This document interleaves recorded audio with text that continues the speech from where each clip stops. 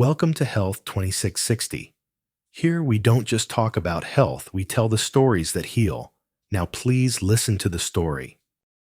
The aroma of freshly brewed coffee, laced with 2 heaping teaspoons of sugar and a generous splash of cream, used to be the harbinger of my mornings. It was a habit, something that brought comfort before facing the challenges of the day. A sugary pastry, usually a glazed donut or a cream-filled eclair, completed the tableau. It was a symphony of sugar, a delightful, albeit deadly composition that fueled my early hours. The afternoon brought its own cravings, a bubbling can of soda, its syrupy sweetness, a temporary escape from the afternoon slump, or a bag of chips, their salty processed goodness, a siren song I couldn't resist. I was a sugar addict, plain and simple, a willing captive to its fleeting joys and devastating consequences. It was a predictable routine, a comfortable cage I had built for myself, brick by sugary brick. I knew deep down that it wasn't sustainable, that this constant barrage of sugar was taking its toll. But I was adept at ignoring the warning signs, at rationalizing my choices. After all, I was youngish, relatively active, and possessed a seemingly ironclad constitution. Or so I thought.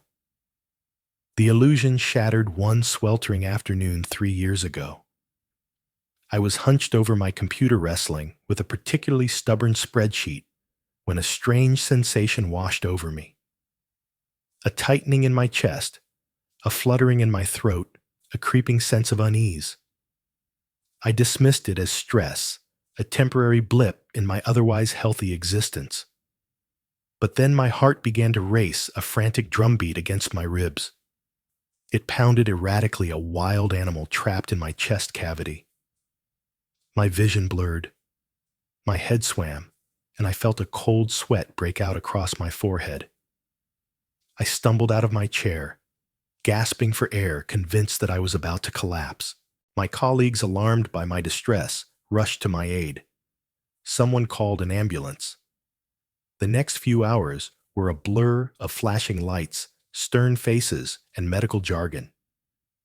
I remember the prick of needles, the hum of machines, the concerned murmurs of doctors and nurses. Eventually, I was informed that I had suffered a mild heart attack. The words hung in the air, heavy with implication. Mild, they said, as if that somehow diminished the severity of the situation. But for me, it wasn't mild at all. It was a seismic event, a wake-up call of epic proportions. It was the universe slapping me upside the head and screaming, "Enough." It was the catalyst I desperately needed, the jarring realization that my lifestyle was unsustainable, a ticking time bomb poised to explode. The doctor's diagnosis was a jolt, a grim reminder of my mortality. The official report was clear: a combination of high blood pressure, elevated cholesterol, and a family history of heart disease had conspired to create the perfect storm. But deep down, I knew that sugar was the primary culprit, the insidious poison that had slowly eroded my health. That afternoon, lying in a hospital bed, hooked up to monitors and dripping with intravenous fluids, I made a vow. A promise to myself, to my family, to my future. I would change. I would break free from the shackles of my sugar addiction. I would reclaim my health and rebuild my body, one healthy choice at a time. The journey began the moment I walked out of that hospital. The first step was the hardest: cutting out sugar. Cold turkey. No weaning, no gradual reduction, just a complete and utter cessation. It was brutal. The cravings were intense, a gnawing hunger that seemed to emanate from the very depths of my being. My body rebelled, throwing tantrums like a spoiled child, deprived of its favorite toy. Headaches, fatigue, irritability, mood swings. I experienced the full spectrum of withdrawal symptoms. It was a battle, a war against my own biology, but I persevered, fueled by the memory of that terrifying afternoon, the image of my heart struggling to beat the fear of leaving my loved ones behind.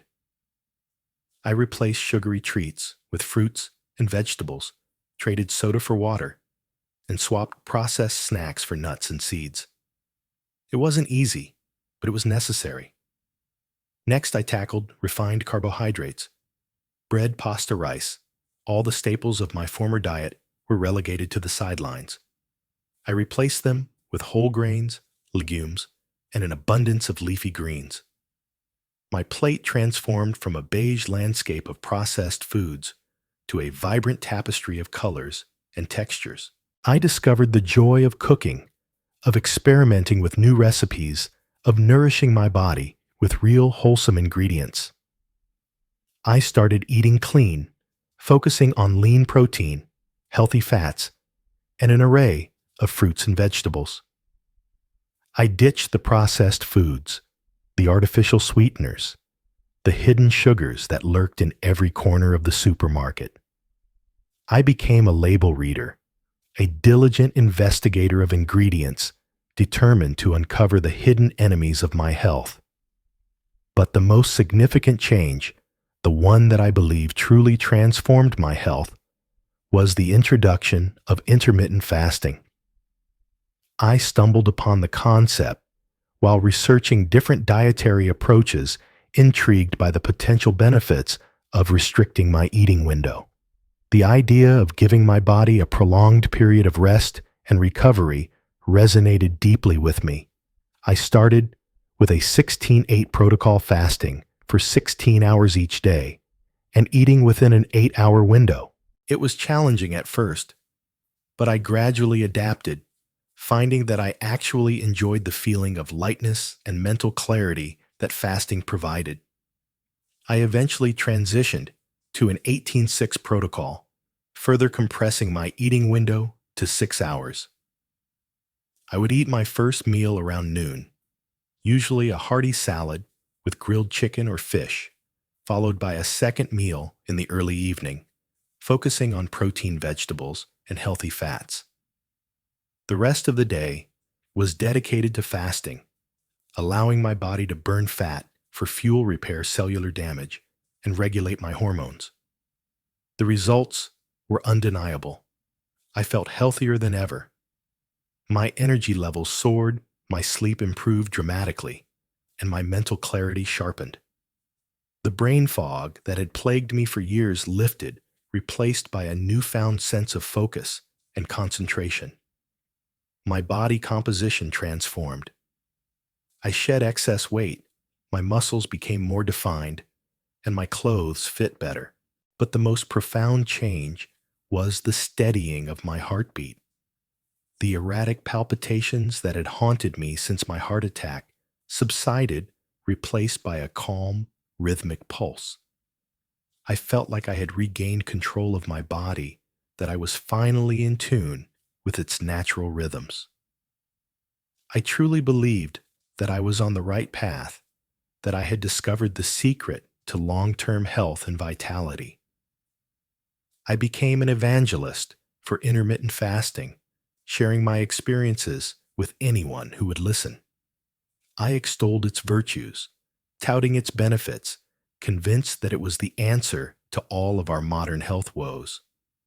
Until one morning, I was idly scrolling through the news, catching up on current events, when a headline screamed at me from the screen: intermittent fasting linked to 91% higher risk of heart attack, new study claims. The words hit me like a physical blow, a punch to the chest that knocked the wind out of me. I froze my breath, catching in my throat. Everything I had believed, and everything I had dedicated myself to, was now turning against me. The very practice that I had credited with saving my life was now being implicated in a potentially fatal condition. The irony was almost unbearable. My mind raced a whirlwind of doubt and confusion. Was I wrong all along? Was I unintentionally harming the very heart I had been trying to protect for years? Had I traded one health risk for another, unknowingly jeopardizing my long-term well-being? The image of that frantic heartbeat flashed through my mind, the memory of that terrifying afternoon replaying itself on an endless loop.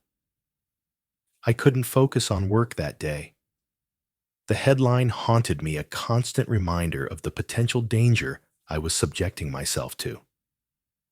I replayed every step I had taken, every eating window, every skipped dinner, every morning, with just water and black coffee. I scrutinized my diet, searching for hidden flaws, questioning every choice I had made. I even called my cardiologist, the same doctor who had diagnosed my heart attack 3 years prior. I recounted the news article, my voice trembling with anxiety. "Doctor, I'm really concerned about this. Should I stop fasting?" He hesitated, a subtle pause that spoke volumes. "Well," he said cautiously, "you're feeling fine, right? Your blood pressure, heart rate, recent labs are all good. But if it's making you anxious, maybe try reintroducing a light breakfast, just to see how you feel." I hung up the phone, even more confused than before. His response was ambiguous, lacking the definitive reassurance I had been hoping for. He acknowledged my concerns, but stopped short of recommending that I abandon intermittent fasting altogether. My girlfriend Sarah, who had been my steadfast supporter throughout my health journey, began to worry as well. She had witnessed my transformation firsthand, seen the positive impact that intermittent fasting had had on my health. But the news article had planted a seed of doubt in her mind, a fear that I was pushing myself too hard, taking unnecessary risks. "Maybe you should go back to 3 meals a day," she suggested gently. "Fasting might not be for everyone. Don't take the risk." I stayed silent, nodding non-committally. On the outside, I appeared to agree with her, to acknowledge the validity of her concerns. But inside, I was wrestling with a storm of conflicting emotions. If fasting made me feel better, why was it now considered a threat? Could intermittent fasting really be as dangerous as the media claims? Or was there more to the story than met the eye? I couldn't shake the feeling that I was missing something, that there was a piece of the puzzle that I hadn't yet uncovered. I couldn't sit still with this fear, this gnawing uncertainty. The news about a 91% increased heart attack risk haunted me all night, a specter lurking in the shadows of my mind. But instead of giving in to panic, instead of blindly accepting the headline as gospel, I decided to investigate the study myself. I resolved to uncover the truth, to understand the methodology, to assess the validity of the claims. I started by searching for the original study, scouring medical journals, online databases, and scientific publications. It wasn't easy. The news article had provided limited information, citing only the conference where the study had been presented. Eventually, after hours of relentless searching, I found it. Or rather, I found the abstract, a brief summary of the study's findings presented at a medical conference. It wasn't the full study, not the complete data set, not the detailed analysis. It was just a snapshot, a tantalizing glimpse into the research. But it was enough to pique my curiosity, to raise a series of red flags. First, the study wasn't officially published. It was just an abstract, a preliminary report, not a peer-reviewed paper, meaning no expert panel had rigorously scrutinized its methodology, verified its accuracy, or assessed its legitimacy. It was a work in progress, a tentative conclusion, not a definitive statement of fact. Second, the data was entirely self-reported. The participants, a group of several hundred adults, had filled out questionnaires answering questions about their eating habits, their medical history, and their lifestyle choices. What time of day do you usually eat? Do you remember what you've eaten over the past few years? The study relied entirely on human memory, on the subjective recollections of individuals who may or may not have accurately remembered their past behavior. Even the study's own authors admitted that relying on human memory introduced significant bias, potentially skewing the results and compromising the validity of the findings. But what baffled me most was the limited scope of the data. The study only asked when people ate.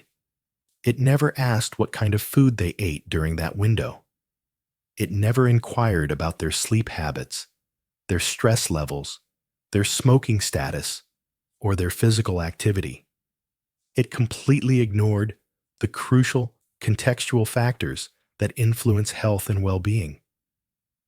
It was like trying to understand a complex painting by focusing on a single brushstroke, ignoring the overall composition, the colors, the textures, and the artist's intent.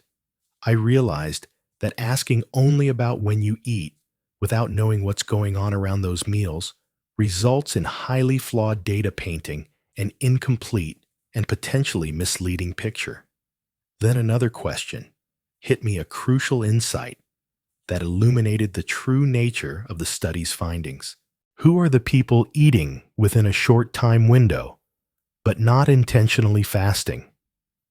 Who are the individuals who compress their eating into a limited number of hours each day without consciously adopting an intermittent fasting protocol? Maybe they're not health-conscious individuals. Maybe they're not deliberately restricting their eating window to reap the benefits of fasting. Maybe they're just busy people who skip breakfast, survive on coffee and a gas station donut, and grab a quick lunch at their desk. Maybe they smoke live under constant stress sleep 4 hours a night and only eat a quick junk food meal in the evening, slumped in front of the television. If that's true, the problem isn't intermittent fasting. The problem is a destructive lifestyle disguised by a short eating window. The problem is a combination of poor dietary choices, chronic stress, lack of sleep, and sedentary behavior. The short eating window is merely a symptom, a superficial marker of a deeper underlying issue. That's when it hit me, the profound realization that shifted my perspective entirely. Fasting isn't the enemy. It's how you do it that determines whether it heals or harms. Intermittent fasting, when practiced mindfully with nourishing food, adequate sleep stress management, and sensible expectations, can be a powerful tool for improving health and well-being. But intermittent fasting, when combined with a poor diet, chronic stress, and unhealthy lifestyle choices, can exacerbate existing health problems and potentially increase the risk of heart disease. It's not the timing of the meals that matters most. It's the quality of the food, the overall lifestyle, and the individual's unique biological makeup. I decided to stop panicking, to stop letting the media dictate my health decisions. Instead of blindly following the headlines, I resolved to become my own scientist, to conduct my own experiments, to gather my own data. I went to the clinic and ordered a comprehensive series of blood tests designed to provide a detailed snapshot of my metabolic health. I wanted to track my glucose levels, my cholesterol levels, my inflammatory markers, and my hormonal balance. I wanted to see the real numbers to assess the true impact of intermittent fasting on my body.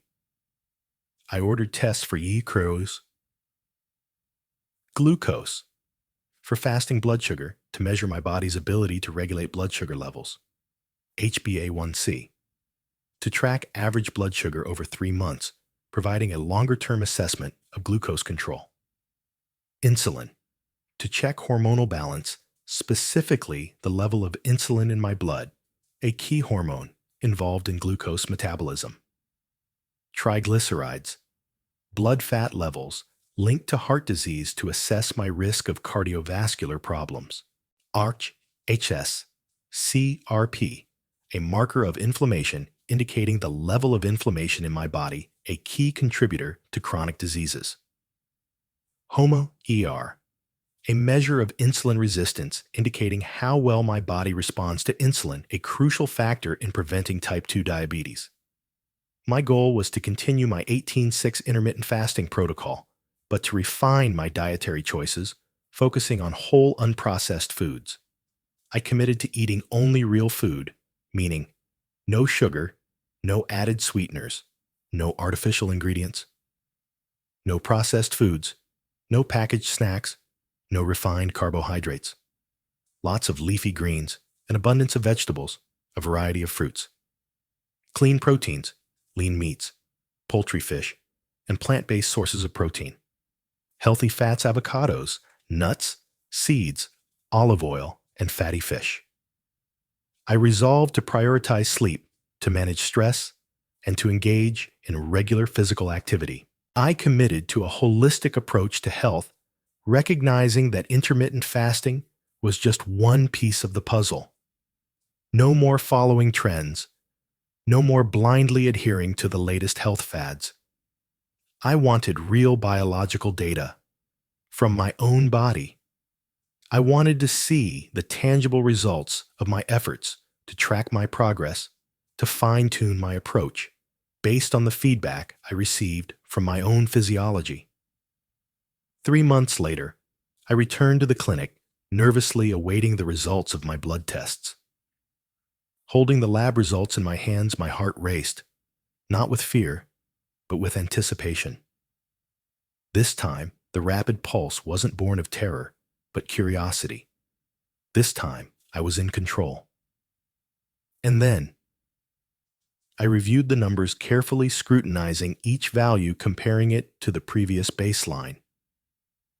HbA1c dropped significantly, meaning my blood sugar was back near ideal, indicating improved glucose control. CRP dropped close to normal, a clear sign that inflammation was going down, suggesting a reduction in chronic inflammation. Insulin remained stable. No wild spikes, indicating healthy hormonal balance and improved insulin sensitivity. Triglycerides improved. Blood fats reduced, lowering my risk of heart disease. HOMA-IR fell below the danger zone, indicating improved insulin resistance, reducing my risk of type 2 diabetes. But more importantly, I felt more alert, full of energy, mentally clear, and physically lighter than ever. The subjective improvements were undeniable. I felt a renewed sense of vitality, a sense of well-being that I hadn't experienced in years. No more post-meal crashes, no more uncontrollable cravings, no more energy dips. My body was finally functioning the way it was meant to, efficiently burning fat for fuel, regulating my hormones, and maintaining stable blood sugar levels. I had learned something profound from this experience, a lesson that would forever shape my approach to health and well-being. Never let the media dictate your health decisions.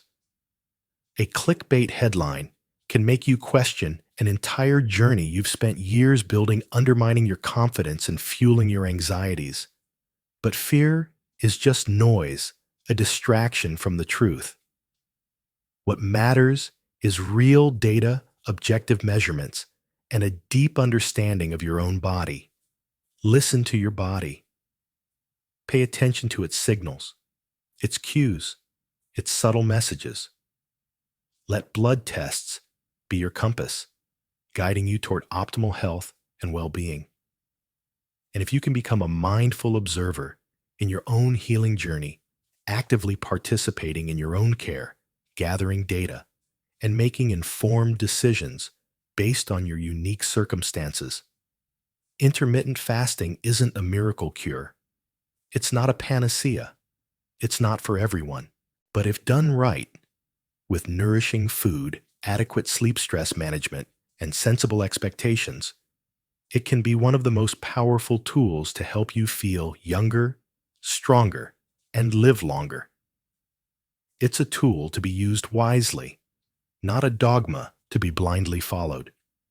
The journey to health is not about quick fixes, but about long-term sustainable choices. It's a lifelong exploration unique to each individual, to be guided by curiosity, evidence, and a deep respect for the body's wisdom. Health 2660. Thanks you for listening. We'll see you in the next video, and until then, be kind to yourself.